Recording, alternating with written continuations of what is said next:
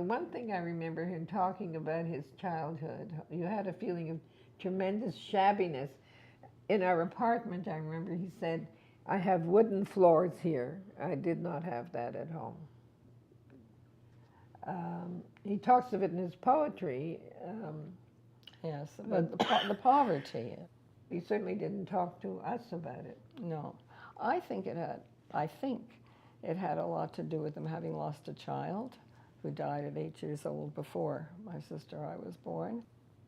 This is a picture of two little girls. The one on the left, I think, is... You know. I know.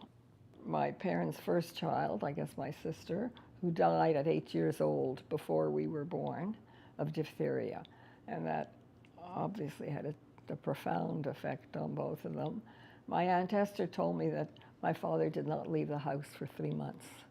He just would not move. Terribly, terribly affected, and I think it affected him and us, really, for the rest of our lives.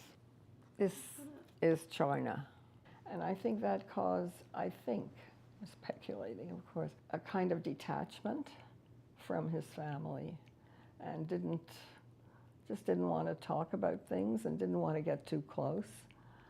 And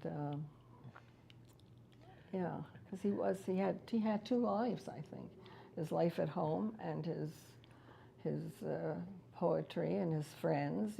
He loved his friends. He absolutely he loved Yakov Gladstein. I mean, really with a passion. They both loved each other, and all his friends. And he kept in touch with them by mail and constantly thinking about them and writing about them.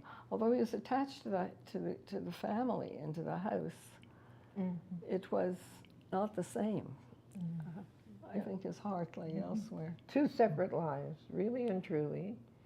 A very attentive father, very... Well, yes and no, when we were young. When we were very young, he'd play with us like another child. I mean, he was a short, small man. And I remember him playing hide and seek with us. Fantastic. And he'd hide in the cupboard. And let's tell you a story of that. Heschel's daughter gave a lecture. I asked her a question about her relationship with her father. And she said, he played hide and seek with me. He actually paid a lot of attention to her. She was an only child, and there was a very strong relationship there. He did many other things, but her talk about the hide and seek, exactly like hide and seek with my father, who could hide anywhere in the most unbelievable places. There was that tremendous playfulness. Not a lot of it, but when it was there, it very was playful and very beautiful. Childlike. Very childlike, right? He would climb into your crib sometimes. Yes, he would often climb into my crib. I had a big crib, but it was a big crib, right? It was a big. They don't have a big crib. So at that level, I think he was very close and very involved. But I think as we got older and life became more complicated, he was more distant. I think he just found it too painful, too whatever.